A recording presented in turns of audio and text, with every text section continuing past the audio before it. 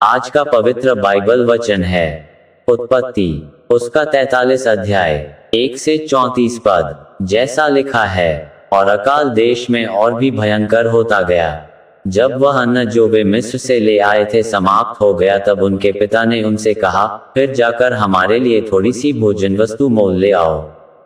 तब यहूदा ने उससे कहा, उस पुरुष ने हमको चेतावनी देकर कहा कि यदि तुम्हारा भाई तुम्हारे संग न आए तो तुम मेरे सम्मुख न आने पाओगे।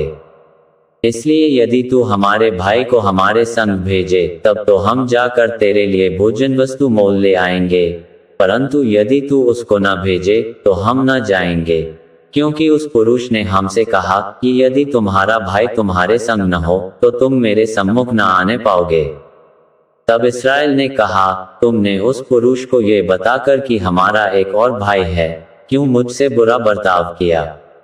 उन्होंने कहा, जब उस पुरुष ने हमारी और हमारे कुटुंबियों की दशा को इस रीति पूछा कि क्या तुम्हारा पिता अब तक जीवित है, क्या तुम्हारे कोई और भाई भी है, तब हमने इन प्रश्नों के अनुसार उससे वर्णन किया। फिर हम क्या जानते थे कि वह कहेगा कि अपने भाई को यहाँ ले आओ। फिर यहूदा ने अपने पिता इस्राएल से कहा, उस लड़के को मेरे संग भेज दे कि हम चले जाएं, इससे हम और तू और हमारे बाल बच्चे मरने ना पाएंगे, वरन जीवित रहेंगे। मैं उसका जामिन होता हूँ, मेरे ही हाथ से तू उसको फेर लेना।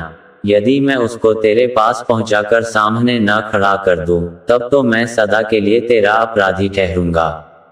यदि हम लोग विलंब न करते तो अब तब दूसरी बार लौट आते। तब उनके पिता इस्राएल ने उनसे कहा, यदि सचमुच ऐसी ही बात है तो ये करो, इस देश की उत्तम उत्तम वस्तुओं में से कुछ कुछ अपने बोरों में उस पुरुष के लिए भेंट ले जाओ, जैसे थोड़ा सा बलसान और थोड़ा सा मधु और कुछ सुगंध द्रव्य और गंधरस, पिस्ते और बादाम। फिर अपने अपने साथ दूना रूपा ले जाओ, और जो रूपा तुम्हारे बोरों के मुंह पर रखकर फेर दिया गया था उसको भी लेते जाओ, कदाचित ये भूल से हुआ हो। और अपने भाई को भी संग लेकर उस पुरुष के पास फिर जाओ, और सर्वशक्तिमान ईश्वर उस पुरुष को तुम पर दयालु करेगा, जिससे कि वह तुम्हारे दूसरे भाई को और बिन्यामीन को भी आने दे, और यदि मैं निर्वंश हुआ तो होने दो। तब उन मनुष्यों ने वह भेंट और दूना रूपा और बिन्यामीन को भी संग लिया और चल दिए, और मिस्र में पहुंचकर यूसुफ के सामने खड़े हुए।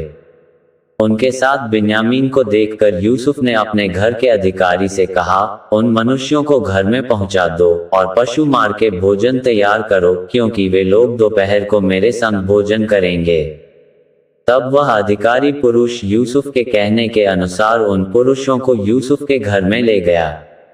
जब वे यूसुफ के घर को पहुंचाए गए, तब वे आपस में डर कर कहने लगे कि जो रूपा पहली बार हमारे बोरों में फेर दिया गया था, उसी के कारण हम भीतर पहुंचाए गए हैं, जिससे कि वह पुरुष हम पर टूट पड़े और हमें वश में करके अपने दास बनाए और हमारे गदहों को भी छीन ले।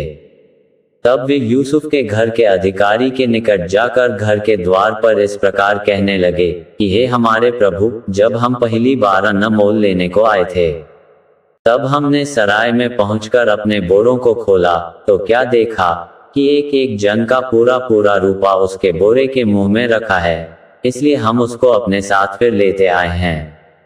और दूसरा रूपा भी भोजन वस्तु मोल लेने के लिए लाए हैं। हम नहीं जानते कि हमारा रूपा हमारे बोरों में किसने रख दिया था। उसने कहा, तुम्हारा कुशल हो, मत डरो, तुम्हारा परमेश्वर, जो तुम्हारे पिता का भी परमेश्वर है, उसी ने तुमको तुम्हारे बोरों में धन दिया होगा। तुम्हारा रूपा तो मुझको मिल गया था। फिर उसने शिमोन को निकालकर उनके संग कर दिया। तब उस जन ने उन मनुष्यों को यूसुफ के घर में ले जाकर जल दिया। तब उन्होंने अपने पांवों को धोया, फिर उसने उनके गदहों के लिए चारा दिया। तब ये सुनकर कि आज हमको यही भोजन करना होगा, उन्होंने यूसुफ के आने के समय तक, अर्थात दोपहर तक, उस भेंट को इकट्ठा कर रखा। जब यूसुफ घर आया, तब वे उस भेंट को जो उनके हाथ में थी उसके सम्मुख घर में ले गए और भूमि पर गिरकर उसको दंडवत किया। उसने उनका कुशल पूछा और कहा, क्या तुम्हारा बूढ़ा पिता, जिसकी तुमने चर्चा की थी, कुशल से है? क्या वह अब तक जीवित है? उन्होंने कहा, हाँ, तेरा दास हमारा पिता कुशल से है और अब तक जीवित है। तब उन्होंने सिर झुकाकर फिर दंडवत किया। तब उसने आंखें उठाकर और अपने सगे भाई बिन्यामीन को देखकर पूछा, क्या तुम्हारा वह छोटा भाई जिसकी चर्चा तुमने मुझसे की थी यही है? फिर उसने कहा, हे मेरे पुत्र, परमेश्वर तुझ पर अनुग्रह करे। तब अपने भाई के स्नेह से मन भर आने के कारण और यह सोचकर कि मैं कहां जाकर रोऊं, यूसुफ फुर्ती से अपनी कोठरी में गया और वहां रो पड़ा।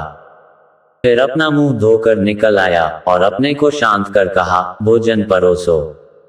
तब उन्होंने उसके लिए तो अलग और भाइयों के लिए भी अलग और जो मिस्री उसके संग खाते थे उनके लिए भी अलग भोजन परोसा, इसलिए कि मिस्री इब्रियों के साथ भोजन नहीं कर सकते, वरन मिस्री ऐसा करना घृणा समझते थे।